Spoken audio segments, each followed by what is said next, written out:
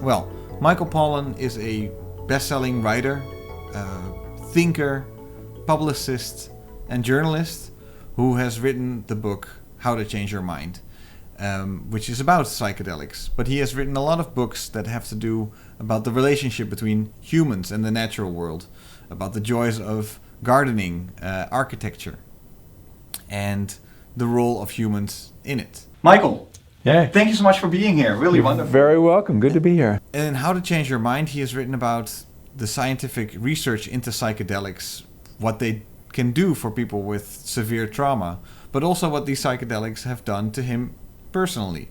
And thank you for writing the book as well. Thanks. It's made quite the impact. We talk about things ranging from ego death to the war on drugs to the profound impact that psychedelics can have on people's lives. And I start the conversation by telling Michael about a story I wrote in 2014 for Vice magazine, in which I wrote that I quit smoking during an LSD trip. And I remember how afraid I was back then publishing the story, because it was so taboo to write publicly about psychedelic experiences. But clearly something has changed, and I asked Michael, what happened over the past few years? I think some science happened. I mean, it's amazing how a good scientific study can legitimize a topic that formerly was considered taboo or fringy. And I think it really was this work being done by Roland Griffith at Johns Hopkins University, very kind of prominent drug abuse researcher, gets into psychedelics due to a mystical experience of his own in meditation, and persuades a very prominent institution that they should study psilocybin and that it has potential therapeutic value. Mm-hmm. One of which was, of course, breaking addictions. They followed up on what you did here and did a really interesting pilot study on smoking cessation using psilocybin. So, the other thing that's happening, I think, is the drug war, knock on wood, is kind of losing gas. It's been undermined by a few things. One is the realization in the United States we've filled our prisons with people violating the drug laws. Yet we have a tremendous public health problem around drugs, around opiates. Yeah. Which, by the way, was started by legal drugs, not illegal drugs. So that's confounded the logic of the drug war. At the same time, I think really since we began the war on terror in late 2001, the government hasn't needed the drug war quite the same way. If the drug war is not really about ensuring public health, which I tend to doubt it was ever about, otherwise it would not have made such a big fuss over marijuana. It was a tool. I mean, John Ehrlichman, Nixon's advisor, kind of blew the lid on the real reason a few years ago when he said the reason we started the drug war was we needed a tool to go after the hippies and the blacks. Yeah. So it was a political thing, the drug war, and it was very useful post-Cold War, pre-war on terror. That's really the peak of the drug war. The government needs an enemy to hold on to power, to justify depriving people of civil liberties, to have a tool where you can stop anyone in the inner city and yeah. Good chance you'll at least get them on marijuana. Yet they never talk about it in those phrases, right? No. I mean, the public debate is always about health. These sure, it has things to are be. dangerous. It can't be about power. But it is about power. It is about power. And the government amassed enormous power. And then there is the fact that after so many years, it became clear it really wasn't working very well. At the same time, you have a growing recognition that some of the drugs that have been demonized, including cannabis and psychedelics, have therapeutic value. The various groups, including George Soros' Open Society, their drug program, Peter Lewis is another wealthy businessman who was trying to change the drug laws. They came up with a strategy to essentially break the back of the drug war. And their strategy was, let's start talking about cannabis as a medicine. Because indeed there was a lot of anecdotal evidence that it helped AIDS patients deal with nausea and rebuild their appetite. It was good for cancer patients undergoing chemotherapy, and these stories were very moving of people who'd benefited from cannabis and were getting busted and things.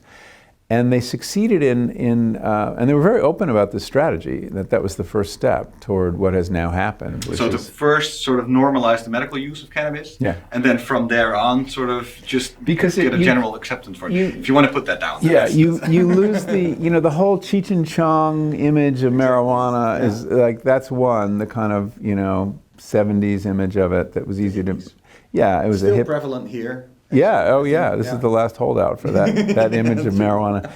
And, but suddenly it's medicine, and that changes the whole conversation, and it's about compassion. And I think that paved the way for the decriminalization and in some states the legalization of cannabis, which is now, in my state, in California we have it, and in Massachusetts we have it, and in Colorado.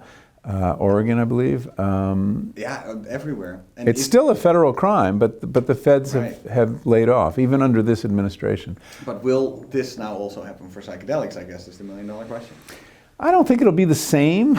I mean, in some ways, it's on the same course in that it's being discussed as a medicine now, and that will change the image of psychedelics from the 60s Dayglow, Timothy Leary image it still has in many places. Mm-hmm. So yes, but I don't know, it's on a slightly different path. It's on a path toward conventional drug legalization as a medicine. FDA approval in the United States, EMA approval, European Medicines Agency or Administration in Europe.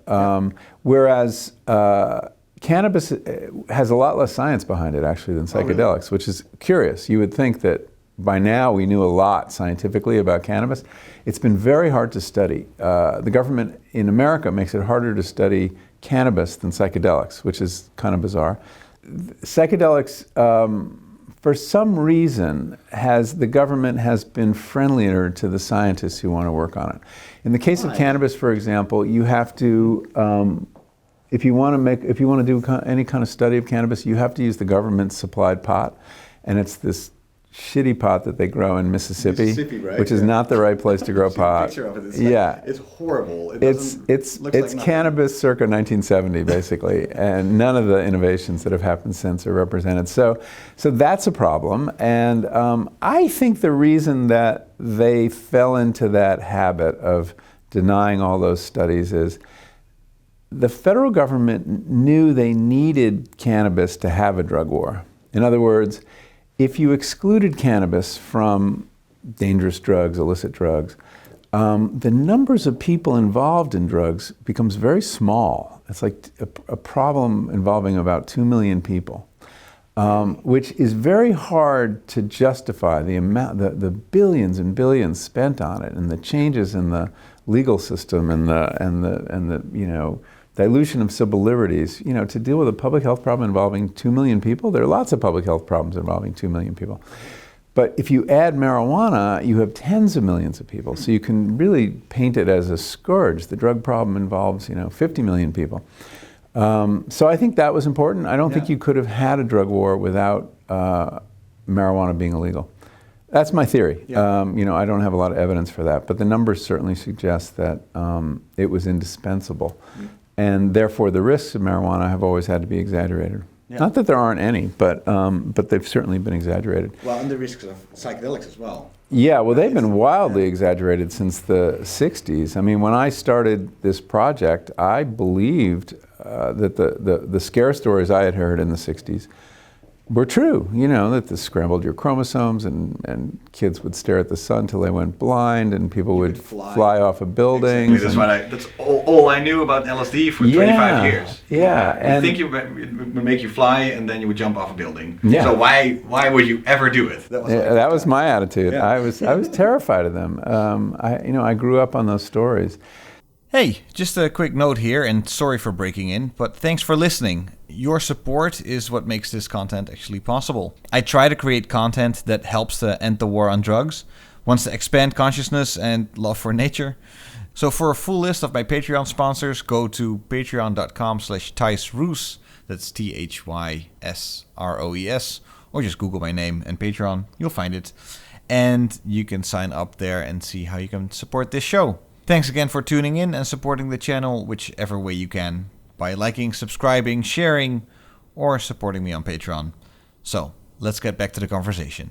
So, some of those stories turned out to be complete urban legends. Mm-hmm. Some were deliberately made up to discourage people from using LSD. Like the Sun one, right? The Sun one was exposed as a lie out of whole cloth, by a well-intentioned lie by the commissioner for the blind in the state of Washington or Oregon, who had heard about LSD use among kids and was really worried and was trying to figure out a good way to discourage them. And he came up with this crazy story and he put it out there. And when it was discovered that he'd made it up, he lost his job. But of course, as what happens in journalism is the first story travels the world 3 times before the correction ever gets made, and no one ever sees the correction. So these kind of things float. Now, there are risks. Of course, there were acid casualties in the 60s. There were people who ended up in psych wards, and there were probably a few suicides. But it was out of all proportion to the real risks. The physiological risks of LSD and psilocybin are remarkably slight. I don't think people realize there's no lethal dose of either drug. Yeah, which is remarkable. Yeah, considering you've got drugs in your medicine cabinet that you take for colds and headaches that have a lethal dose. Right. And they're also non-addictive.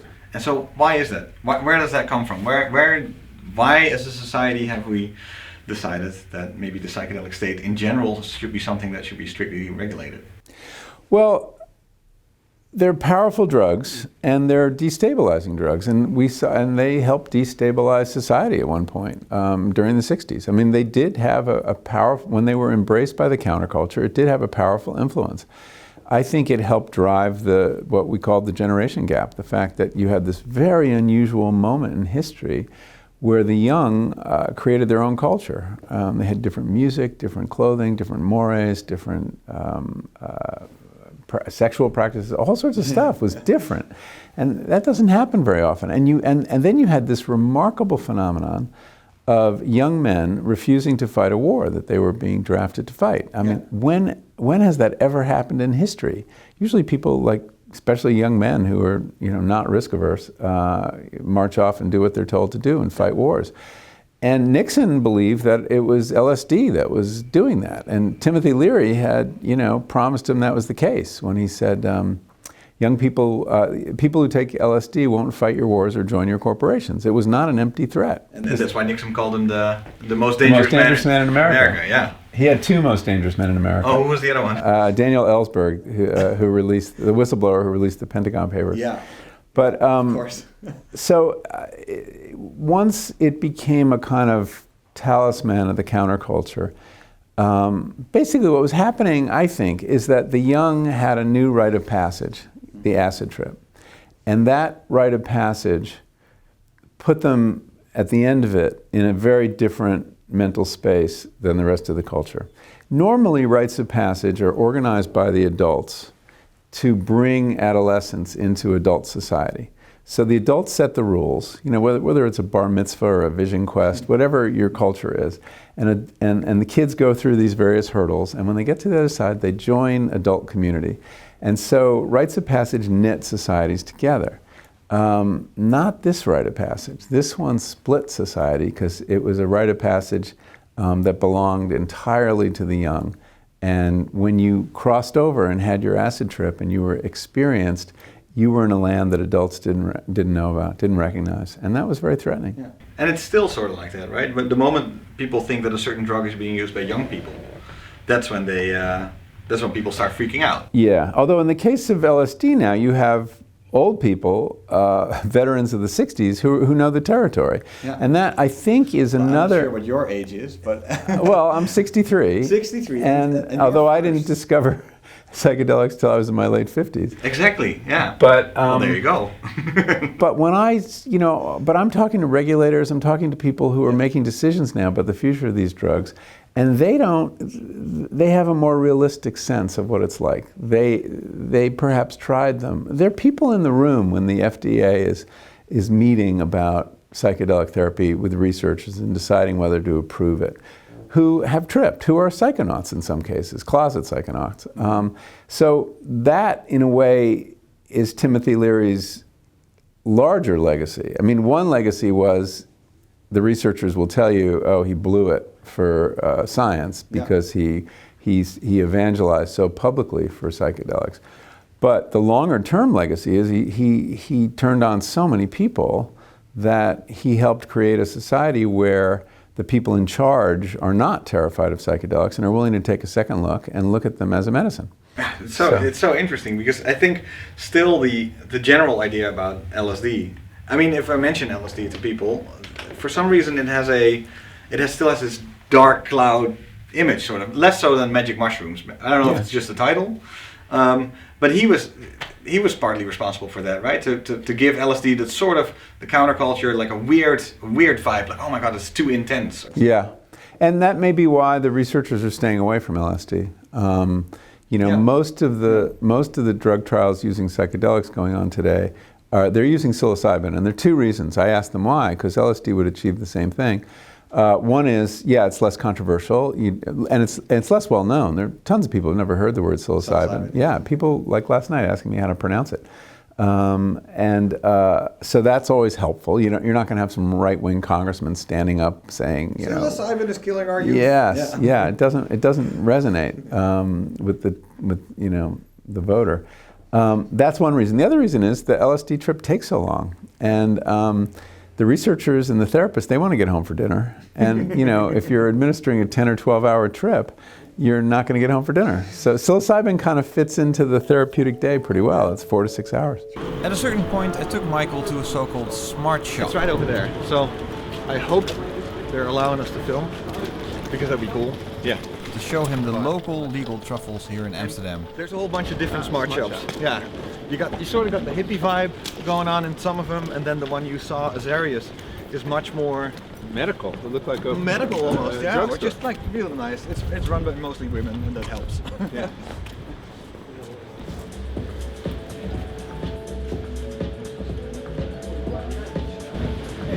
Psychedelics containing actual psilocybin. Can you answer a question for me? Yeah. I haven't gotten a really clear answer on how you get the psilocybe mushroom to make a truffle instead of putting up a mushroom. Do you know how they do that? How to make a truffle? Yeah. Like, what do you do to get the mushroom to form a truffle? Yeah, I don't know, but you should maybe go to Procare, ask them for an interview. The Truffle brothers. I don't know if you know them. They're quite The sclerotia of the magic mushrooms are just a part of the organism where food is stored inside the mycelium of this mushroom. They form a legal loophole here in the Netherlands. They are available in stores. So this is also a way to do it, like legal psilocybin in my hands right now. I know. It's Now, and what kind of dose is that? That's a good one. This is usually this is a full dose, but it's I wouldn't know how it would translate to mushrooms, because I think usually in the States they would say dried mushrooms, right? And that was for a very long time was not allowed. It was just like a legal thing that if you dried them, there was processing them, so they could only sell fresh mushrooms for a very long time. So this is just the normal dose. Right. The only thing that I'm always, and that nobody has ever been able to give a good answer to, is if the active ingredient is psilocybin, then why are there 5 different sort of truffles? If it's psilocybin or psilocin that I'm looking for, then what is the real use of having different? Sometimes they say this one's more visual, this one's more thought-provoking or whatever. Unless there are 150 different psilocybe mushrooms. Yes, but do they all have a different effect? Well, we know Azarescence does. Yeah. So maybe. Azarescence has a different effect. Well, that paralyzing, that no desire to move thing that Stamets was talking about. Yeah. So there may be subtle differences, but it may be a marketing thing to play them up.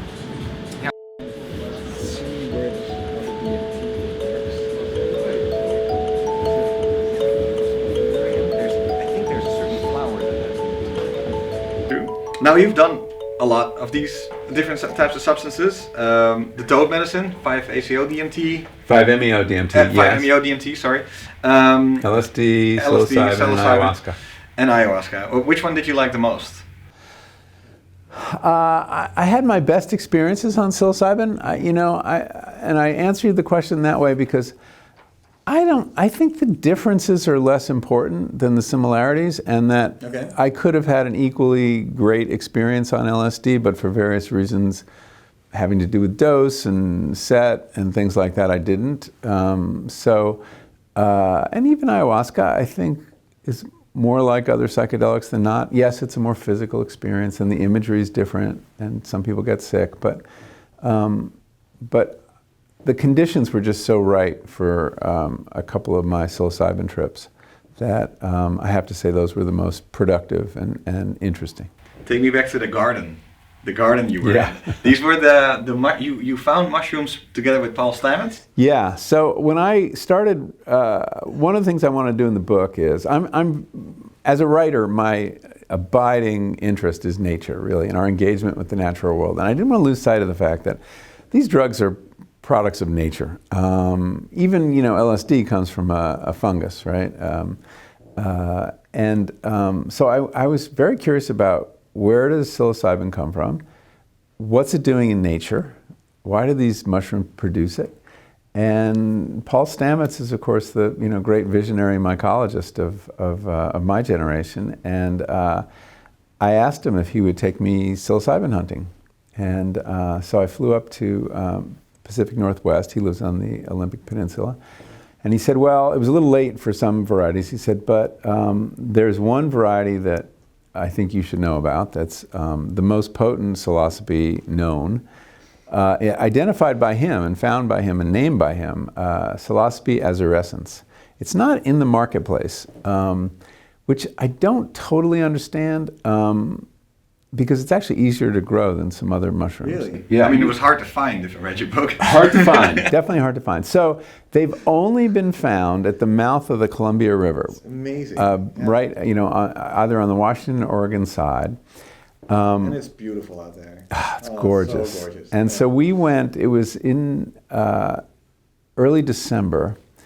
It was really cold and windy, and there was no one we were staying in this park in a yurt, and we went out looking for the mushrooms. We were there for 2 days, and they're hard to find. And I resolved then I would never ingest a mushroom that I had found on my own without having someone like Paul Stamets. And all people Paul Stamets having next to you. Because they looked a lot like something called Galeriana, which is the field guides tell you leads to an agonizing death. So you really need to know what you're doing. I mean, there's certain kinds of psilocybes, like the ones that grow in cow patties in the South or in the Pacific Northwest, like you're not going to get into trouble with. But azurescens you could get into trouble with. So we found a few. We didn't find a lot. We found a small handful. And it's funny. I was saying, so what are they like? And I was thinking of taking one, the night we had found them. And he said, well, they're very strong.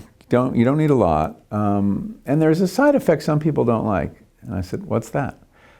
Temporary paralysis. I said, oh, I could see why that wouldn't be very popular. And he said, yeah, but that's only a problem if you're outside and it's really cold and you could have hypothermia. And it's mid-December and you're I know. And that might be why they haven't caught on.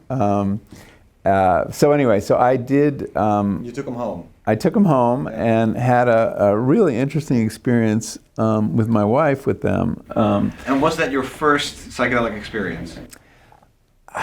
I did have some mushrooms in my late 20s and took a dose that I would now characterize as kind of an aesthetic dose, where I was high, but I didn't think I was tripping.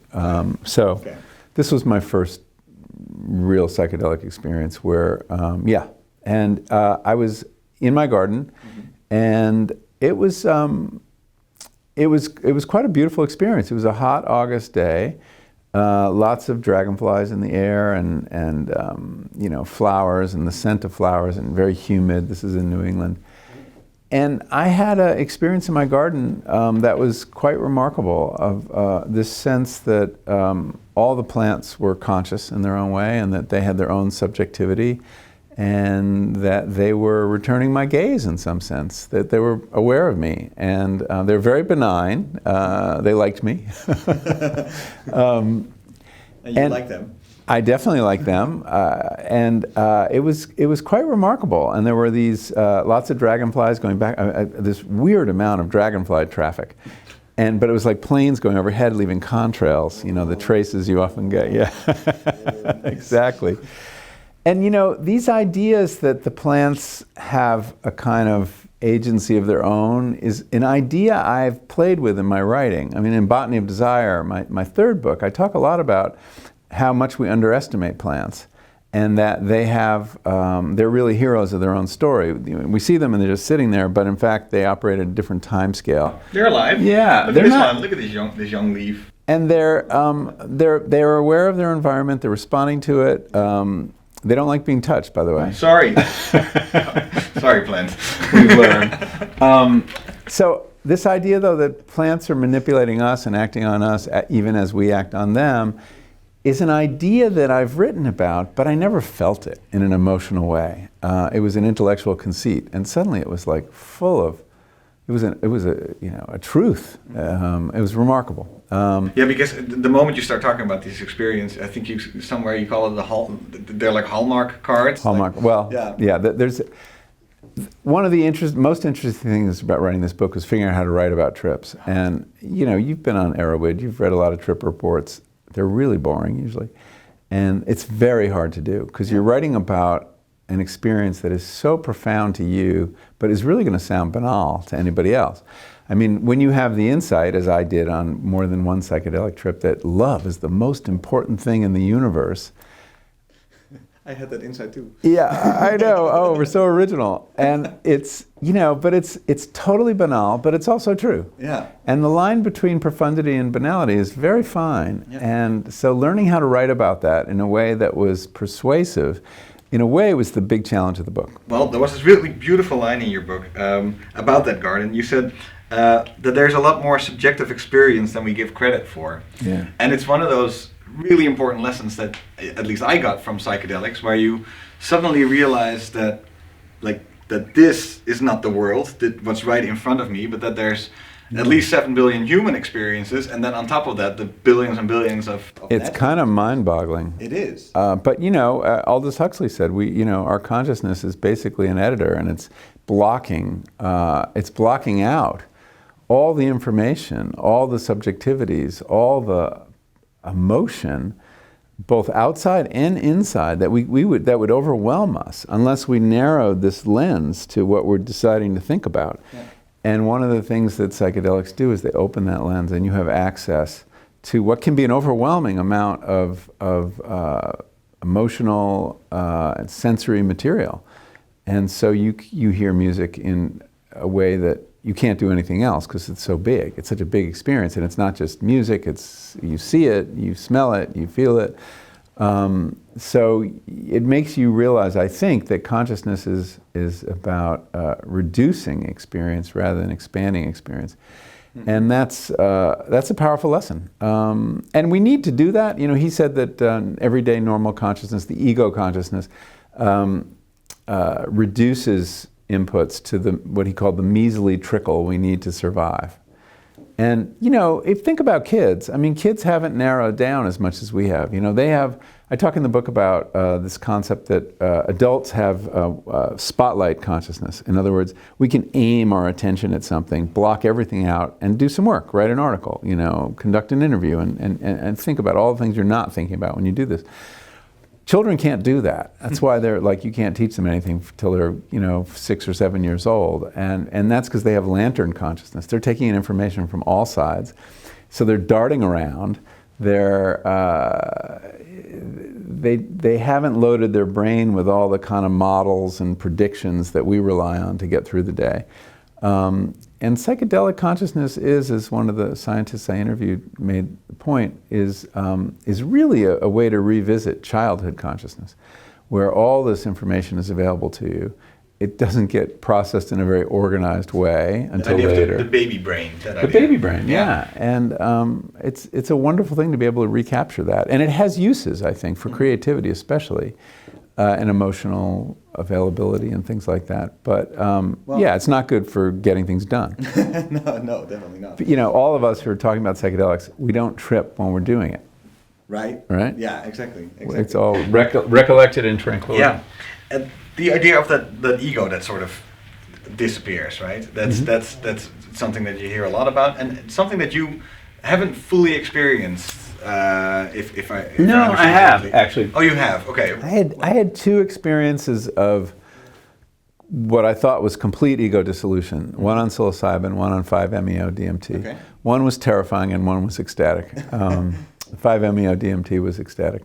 I'm sorry, it was terrifying. It was terrifying, right? Like a rocket being shot out of space. Yeah, it was really awful because not only did my ego dissolve, but matter dissolved, time, space. There was nothing except pure energy, and it was a storm of energy, and it was were you sort of like disorienting. Were you sort of, because this is something I experienced once with like a double dose of LSD, where you're just basically this sort of point of consciousness where just around you, nothing is a real object anymore. You're just almost like a video game. You're this point of consciousness. My body didn't exist anymore. Myself. But you're still something's experiencing it. Yes. Yeah. So there is something. A point. Yeah. So it was just experience. Right. Auditory, visually, whatever it was. Yes. Did it but it had no coordinates in space or time. That's why I describe it as a storm. It's like being in the middle of a hurricane or a tornado. You can't get oriented at all. There's no narrative. There's no metaphor. There's just none of the points we use to orient ourselves in space or time were present, which that's what was terrifying. It didn't last very long. The best thing about 5-MeO-DMT is it's like over in 10 or 20 minutes, which is not the highest recommendation. Yeah. And I would not do it again, partly because I've talked to people about the experience, people who have a lot more experience than I do, and I've heard variously that I did too much or I didn't do enough. So. Oh yeah. So what was the other one? Well, it was a guided psilocybin trip with Mary, who's a guide. That's what I call this guide. And she had created an environment where I felt really safe, and I took a pretty big dose. And at one point I looked out and saw myself from this new perspective. Myself had been burst into a little cloud of Post-it notes, little pieces of paper, confetti, and that was me. And I was fine with it. This other I arose that was fine with it.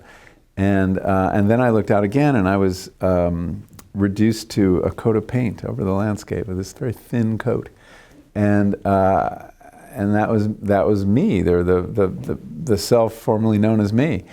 And what was really curious about it is that the ego, the self had died, but something survived it that could take in the scene. And that new perspective, wasn't idiosyncratically me. It didn't have character to it. It was just observing calmly, objectively. I mean, Aldous Huxley would have said it was the mind at large, this kind of collective consciousness of the universe. I don't know. I don't tend to believe that there is such a thing, but it was certainly a new perspective that I'd never experienced before. And the big news for me was that something does survive the death of the self, and that we're not identical to our ego. And that's a big deal, because I think most of us assume we are, that chattering, self-reflective, self-critical voice is us, rather than a character in a somewhat larger drama who we constructed ourselves? Yeah, that we constructed, and it's useful in some ways. I mean, egos are great for getting stuff done, but you needn't be its slave, and that you can turn it off with the help of psychedelics. But I didn't know how to process that experience exactly, and I told my guide the next day during our integration session, I said, so I had this amazing experience of ego dissolution. I realized there's another way to be and look at experience. And she said, well, isn't that worth the price of admission? And I said, yeah, but it's over. And now my ego's back in charge and back in uniform, patrolling the borders, And she said, well, having had a taste of another way to be, less defended, more open, less defensive, she said, you can cultivate that. And I think that was an important lesson. I mean, that things happen during psychedelic experiences, new neural pathways are temporarily created, that the more you remember them and think back to them, you strengthen them, because that's how learning works in the brain. Yeah. And so I asked her, how do you cultivate that kind of consciousness? And she said, through meditation. And, that meditation is a way to carry some of the insight of psychedelic experience into your daily life. Like mindfulness, maybe. Yeah, mindfulness. Yeah. And so I do meditate with much more success than before psychedelics. I think it's one of the big changes for me. I think it's a great way to kickstart a meditation practice, actually, because it acquaints you with the kind of less ego-dominated consciousness that you are trying to get to in meditation. I know we're not supposed to strive, but we do.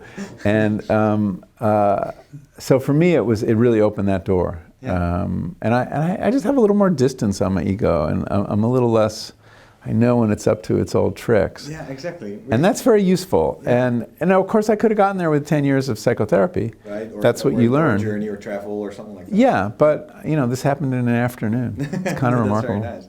It's a shortcut. I mean, psychedelics are a shortcut. Right? Yeah. It's a shortcut. We're against shortcuts because we believe in hard work. But that's stupid. I mean, I think it's like, whatever gets you there. Yeah, right. Yeah, and it's interesting because you said it's an alternate way to look at it. I think one of the pitfalls of psychedelics, if you do them too much, is that your ego can disappear so much that you. I mean, it's something that I think at a certain point, a couple of years ago, struggled with. Like, if the self is just a construct, and this is one of those truths that I now believe, then what am I on Monday morning? Yeah. What's left of me then? Yeah. If I know that I'm just a blip in the universe in space and time, Yeah. now what? Yeah. Yeah. Why go to work? Yeah, why go to work, right? Yeah, exactly. That was hard. Yeah. I think at a certain point. But you say it's more like okay. At least you know that now. Well, one is to think of your ego as a tool, and a tool for helping you, whatever is left of you, get shit done. And because egos are very adaptive. There's a reason we evolved a sense of self. We didn't have to, and probably people who had a sense of self had more reproductive success. Yeah, exactly. So egos are good for getting laid, among other things. I don't know, I'm just speculating now. That's true. On the other hand, it's very often when people come out of a psychedelic trip, and Timothy Leary, I think, was one of the biggest examples of it, there would be this air around them, this aura of, I found this ultimate truth, and other people have not seen this truth yet. Ego inflation. Ego inflation. This suddenly. So this is one of the great paradoxes of Right. psychedelics. These are ego-dissolving solvents, and yet nevertheless, some people come out of the experience egomaniacs, and Leary was one. And I think you're pointing to the reason, which is that some people come out of it thinking, I have found the key to the universe. I understand the meaning of life. And that's, big news. That is big news. And so anyone who feels they have that, has to grab everybody by the collar and drive everybody crazy. And so it is an occupational hazard of people who take too many psychedelics. And it is, all I can call it is a paradox, because at the bottom of that experience is an experience of ego dissolution very often. Yeah, still it's something that you would hope that a lot of people would experience in some sort of way, right? Yeah. Yeah. Well, but of course, then there are tons of people who maybe have had an ego-dissolving trip and aren't bothering other people about it. They're just living with their insight, and they don't feel the desire to evangelize. Yeah, I don't know. And now I think we both have a materialist worldview, where we're both atheists, and we just believe in science as a way to, further our understanding of the world. I would assume. Yet a lot of people feel that they've maybe peered into a different dimension or a different spirit world or something like that. How did you cope with the fact that was a lot of the literature, the non-scientific literature about psychedelics was very often towards that? I think even that documentary DMT, the spirit molecule, somewhere halfway just asserts and then I knew it. I definitely looked into a different dimension, and that the rest of the documentary is then about that. And I was just like, What? Huh? Yeah, I can't go there. Right. And I think that Many people have experiences that convince them that there is a transpersonal dimension to consciousness. The consciousness is something out there that we tune into. And yes, there are other dimensions, and they're occupied by machine elves and other characters. And I haven't taken regular DMT, and I'm curious about that experience. And how do you interpret that? That many people have seen the same things. And have visited the same places. Well, Jung would say these are archetypes, right? And maybe they're hardwired in our brains. Maybe we inherit software as well as hardware. He was never really clear where these archetypes resided, but we all seem to share them, and they showed up in our dream lives and our.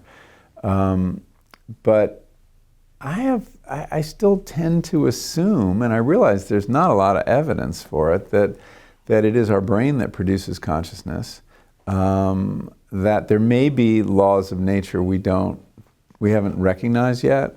It's not out of the question, though, that perhaps, as some people have hypothesized, and not just psychonauts, people with physics degrees, that maybe you have to think about consciousness not as an epiphenomenon of human brains, but as a constituent of the universe, like electromagnetism or gravity. Maybe maybe it's just out there in some form, and that complex systems acquire it, and it emerges in them. Like you said about plants and animals. I mean, if I look at a dog, very often, dogs have consciousness. Any animal, basically. I'm always just like, they're just like us. They feel happy, they want to get cuddled, they sometimes they make jokes. Even it's like it's true. I mean, I think it's when you get down to what about the dragonfly, what about the mouse, it gets more complicated. And also consciousness, we have to be careful how we define it too, because it can mean as little as just awareness of one's environment and the ability to respond in a certain way, in which case plants have it, or it can mean what we normally mean by it, which is self-consciousness. The fact that it feels like something to be me, and feels like something to be you, and you're very sure of what that quality is, but it's not accessible to anybody else. I mean, Freud said there's nothing we're more sure of, that we are a self. We have a self. There's a quality of being us. And until you take psychedelics. Yeah. But I doubt that's true of plants. I don't think that they have self-consciousness. But you don't know about an octopus or maybe a dog or something like that. That's like the big question, right? Yeah, and the more we learn, the more likely it is that at least some higher animals do. So, I think we have to acknowledge we don't know.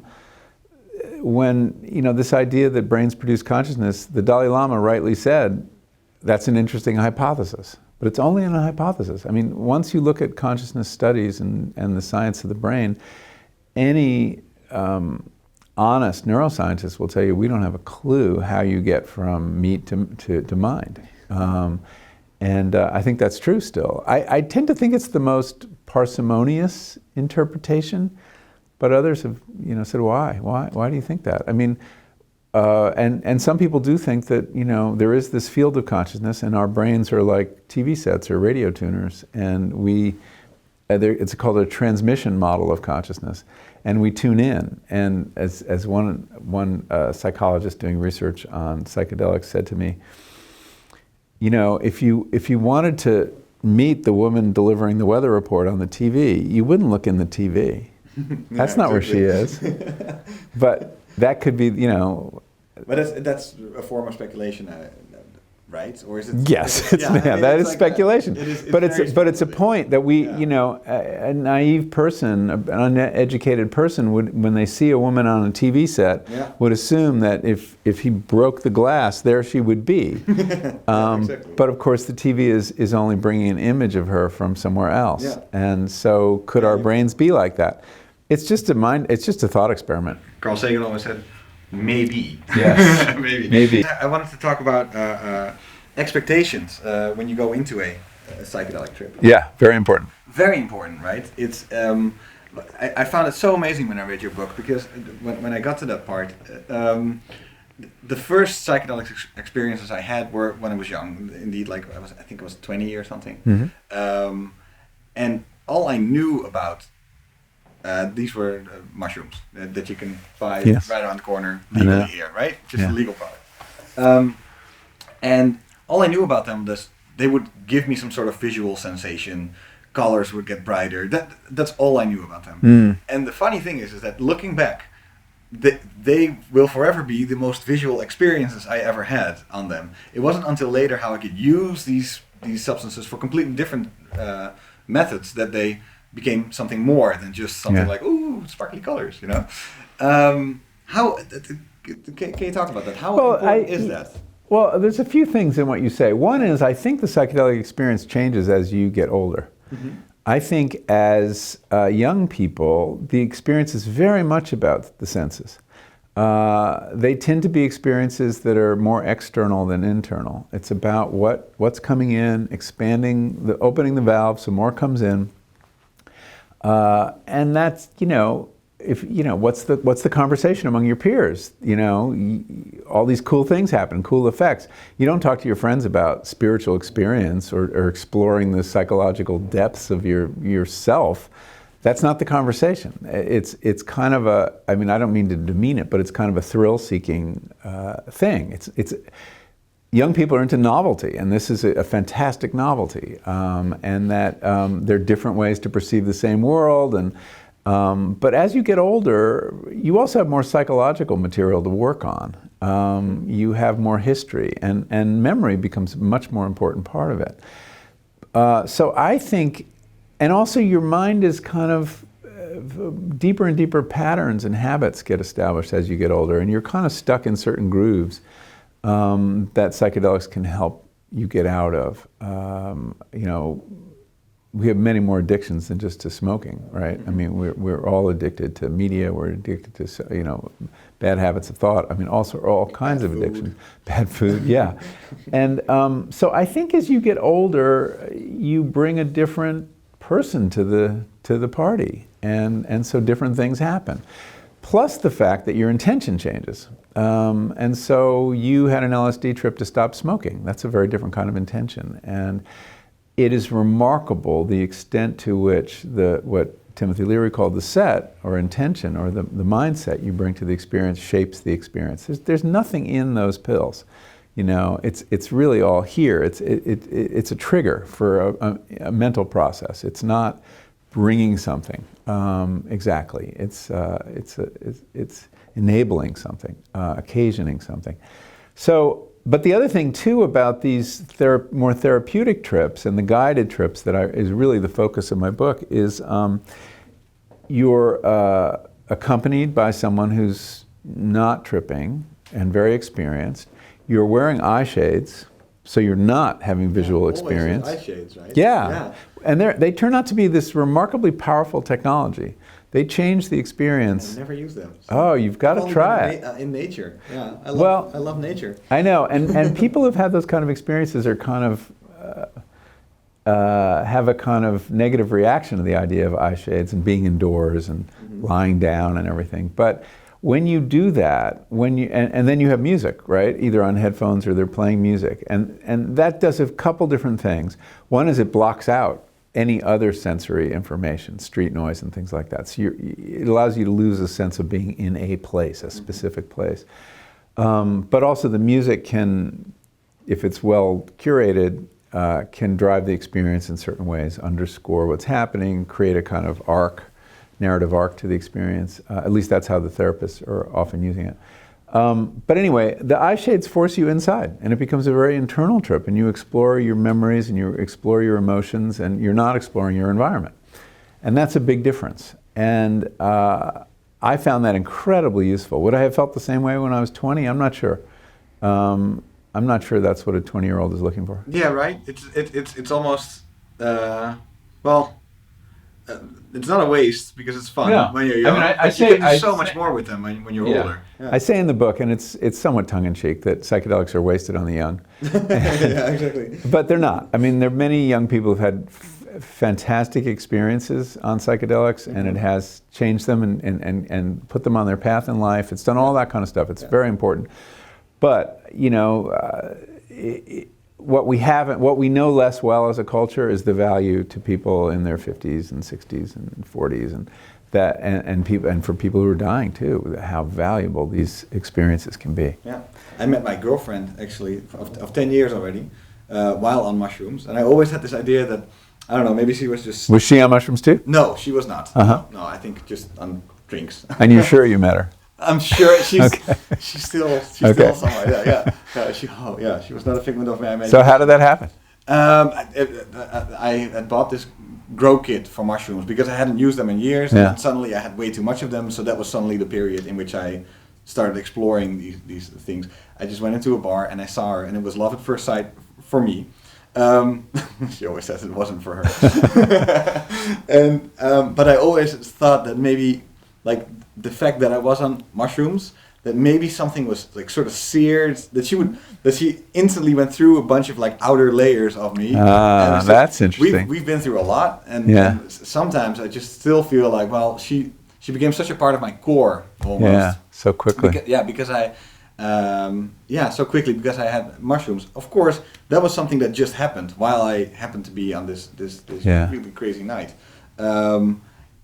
It's something I couldn't have planned. Yeah. But with the smoking thing, that had been an issue. Like the entire weekend, I had been trying to quit for a while. My friend forced me to buy a pack of cigarettes for that weekend when we were going out to like a house in nature to trip.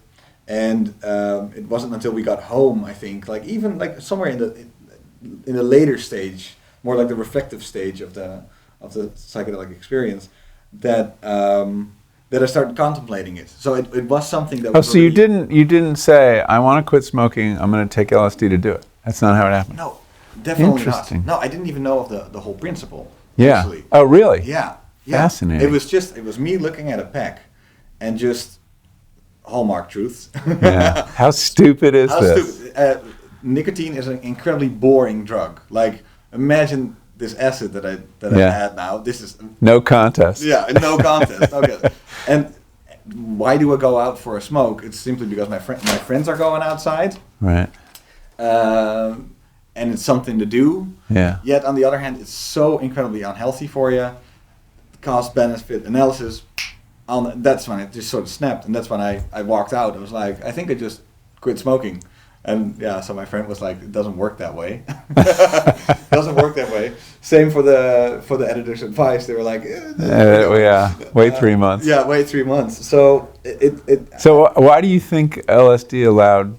I mean, it gave you the insight, okay, but why did it make it so sticky that you could? Because it reprogrammed certain thought patterns. Like, it's like you said, we have these habits of maybe media intake or bad food or whatever, and you just make these decisions really sequentially. I'm doing this unconsciously, of course, but that's just how you work. And then when you suddenly see all these decisions, you can. I mean, that's how it felt to me. Like I sort of flipped a couple of switches so that suddenly my thoughts would travel a different path. And that would be it. It wasn't like, well, the idea of then still wanting to smoke was just it magically disappeared. That other brain path, sort of.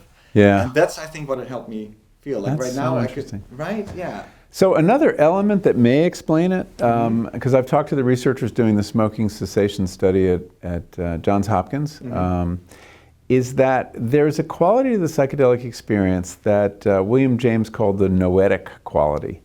And that is that the insights you have, the epiphanies that occur, don't feel merely subjective, a mere opinion, one man's thoughts. They have a weight, an authority that comes out of the experience itself, that these are revealed truths. And so those banalities, smoking's bad for you, I mean, that's very common among the people in these trials. They believe it in a way they've never believed it before. It's like on a tablet handed down from God, you know, rather than just like, yeah, I've heard that. And that, you know, on one day we can say smoking's really bad for us, and the next day we can say, oh, fuck it, I'm gonna have one more cigarette. Yeah. And you can't do both those things after that experience. Yeah. It's fascinating. How does this work? I mean, it's incredibly hard because we don't really know. But what can you say about like, where does this noetic quality come from, or how does it work neurologically? What do we know? Well, we don't know. I mean, we can hypothesize. I mean, one of the ways I understand this noetic quality is that to just basically have opinions and insights and ideas circulating as, oh, that's what he thinks, that's what she thinks. You need a clear distinction between subject and object, and that this is just subjective. This is just what I think for reasons psychological, whatever. Once you dissolve the subject-object duality, which happens in a high-dose experience, everything's objective. So this isn't just my opinion. This is true. And so I think it may have something to do with that. I mean, that's speculation, but that's one way to understand it. And that when you dissolve that distinction, whatever you learn, whatever you believe at that moment has a higher status than it did when it's just, this is me, this is my subjective opinions. My dad, sometimes I would try to relay these things to my parents, but they're super anti-drugs, actually. Very often I would watch Carl Sagan at the end of a trip, which is amazing. I can really recommend anybody to watch Cosmos, like at the end of a psychedelic trip, because you get these really like intense scientific truths. Too. And my dad was like, "Yeah, so we're all made of stardust." So, and I was like, sure, okay, yeah. Right. I mean, I can linger on it, but I still need to go to work. Yeah. So I get it. It was good to find balance in it. So at the end of like sort of this whole period in my life, I guess, in which they played a larger role, I also came out of it in a sort of way like, great that I got that perspective. Now let's go back to work, sort of. But how do you look at it? Has this changed you? Has this changed your life in a way, or do you still just take it as an experience, like going to college? No, it's had it has had lasting effects. I wouldn't say I was that way. Now I'm this way. That I'm a different person, and that this was some like I was born again. Conversion experience. I wouldn't say that. I mean, I'm back to baseline in all sorts of ways. Mm-hmm. There's a period of about a month after a big experience where you do feel different. And you feel like you're going through the world with a slightly different set of clothing on, or different eyeglasses or whatever. But over time, you're kind of back to baseline. The things that have stayed with me are, I think, and I've been asked this question so many times, and I had to consult my wife, of course, because who knows better if you're the same or different, right? We've been together for more than 30 years, and she put it in an interesting way. She said, I think you're kind of more emotional than you were, more open to emotion. And the example she used was, my dad died in January, and it was a very painful last couple weeks. And I was more open to that experience and more present for it than I think I would have been. I was with him the last 10 days. I moved into their apartment, and I'm a busy person. I could have found excuses not to be there so much, but you opened up to that experience. Yeah, I was very present to it. I was able to say what I thought to him and to my mom, and I think I would have had more trouble with that. Now, I'd spent all this time interviewing people who are dying of cancer because of the book, but she thought that represented a slightly different me. Slightly different. Yeah, it's not like you became a completely different person. No. And that kind of, and I do, various things come up, and I realize I am more open to emotions than I was. I feel them more strongly than I used to, and I think that's really interesting. That's beautiful. I think I had a moment last week. I had my last class. I teach writing, and I teach a small seminar, and I had 12 students who I'd gotten to know pretty well.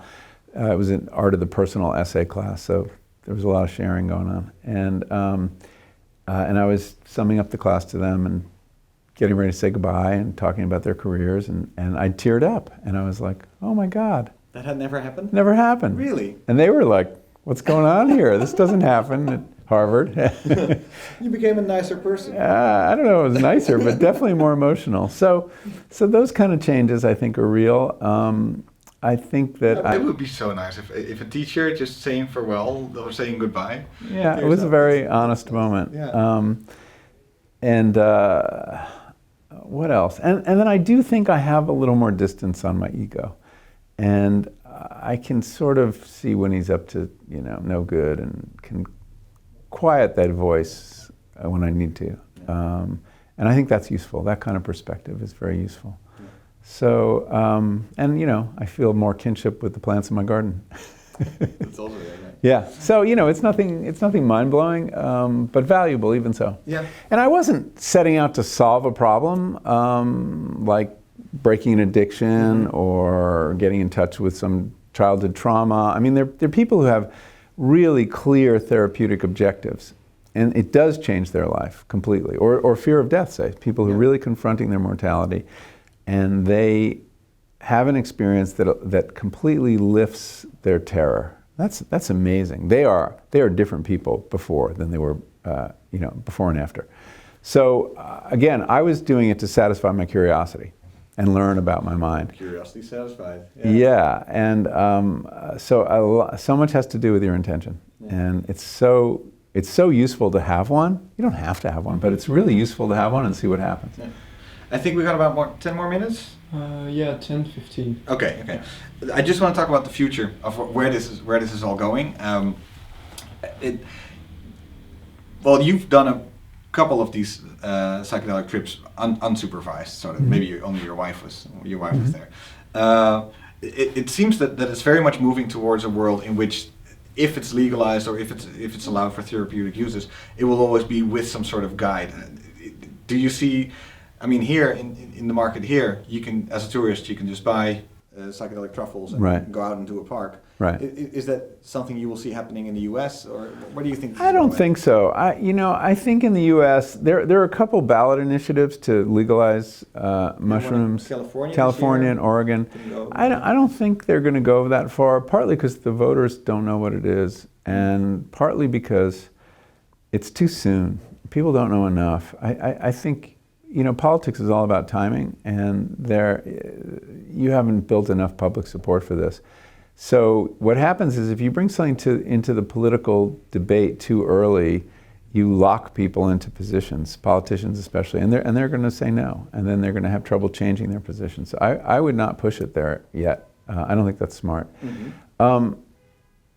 The path in America, and this is true in Europe too, not so much in Holland, but elsewhere, is this very conventional drug trial leading to approval as a medicine, FDA or EMA process, and country by country process in Europe. And that is going very smoothly, and I wouldn't mess with that, because I think that'll be a big deal when that happens. It's true, it will medicalize psychedelics. And I think it would be a shame if that's all that happened. I think there's several other, or at least a couple other contexts in which they could be useful. I mean, one is medicine. I think we're going to find that it's very useful for treating a range of illnesses, including depression, addiction, anxiety, obsession, eating disorders, that whole complex of conditions that are characterized by kind of rigidity of thinking, of ego-dominated thinking, of people getting trapped in destructive habits of thinking. All those things are more alike than not. And that we have a new tool, it appears, that can help us treat that, which is fantastic. But, psychedelics have been used for a very long time and are still used in a religious context. You have the Native American church with peyote, you have the ayahuasca churches from Brazil, which now are rooted in the United States. You have, the Mazatec, the Indian use of psilocybin in Central America, and that's an equally legitimate context. It's also guided, it's worth pointing out. People don't do these drugs alone. There's usually an elder involved. They're done on special occasions with a real clear intention. So the challenge is now, if you're not part of that religious context and you don't have a diagnosis that puts you in that medical context, what about the rest of us, right? People for whom we may not be depressed, but we have sadness. We may not be clinically anxious, but we're anxious. Mm-hmm. We may not be addicts, but we're addicted to other things. the drugs clearly have value for us too. So how do you create a safe context in which they can be used? I don't think it's merely legalizing them. I think that the drugs are very powerful. They can be destabilizing for people who aren't mentally sturdy. And I think the idea of a guide is very important. So, but I also, acknowledge that you shouldn't go to jail for eating a mushroom. I mean, that just strikes me as absurd. So I'm not exactly sure what to do there. I don't know that outright legalization is the right thing. I think it should be regulated in some way. I mean, maybe, like driving a car, you have to take a course before you can have access to this. Or something like that. Or that you're a member of a club, maybe, or somebody only who's a member of a club can provide them, or something. So imagine, let's imagine mental health clubs where you could go instead of physical health clubs. Yeah, instead of the gym, and that these health clubs have clinicians, right, who screen you and make sure you're not at risk, and then they administer them in this safe, beautiful place out in nature. I mean, I can imagine those institutions existing. They would be regulated in some ways by the state, that there'd be trained people there, that they take a medical questionnaire before they give it to you. So I just don't think it's like you're going to do this in coffee shops or the equivalent. I think we have to bring a little more care to it. I think that these drugs can be used carelessly. The advantage of legalization is you can regulate, of course. If you prohibit, anything goes. So I don't pretend to have the answer on that, but I think it's a really important cultural project right now to design that third context. Yeah. Are you ever going to use psychedelics again after this? I would like to. I've been avoiding it since the book came out, just because I'm so public about my own use, and I want to protect my guides from any kind of attention. Who knows who's reading my email? And so I haven't been referring anybody. I haven't been doing anything myself. I can imagine, if this became accepted in the way I'm describing, that this would be something I would do every year on my birthday. I think it would be a great way to kind of celebrate a birthday, take stock of your life, where you've been that year, where you want to go, set some intentions. When's your birthday? February 6th. Oh, that's a good one. Christmas and New Year's. Between Christmas and New Year's, that's the really other thought was New Year's Day, but who knows if the guys want to work on New Year's Day. Yeah, exactly. Michael, thank you so much. Oh, my pleasure. That was great fun. Wonderful. Thank you. Yeah. And good luck on your next book. What's the next book going to be?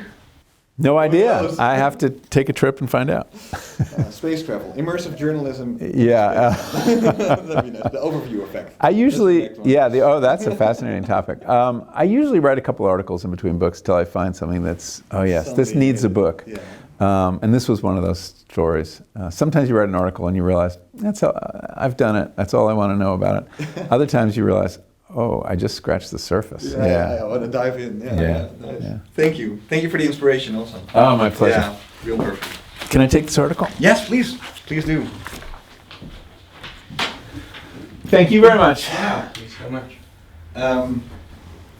I was sort of happy that you didn't dive into Rick Dublin's story so much. Oh, yeah, I did. Because I'm working on a book, actually, and I want to completely do his story. It's a great story. It's amazing. He's a wonderful character. Yeah.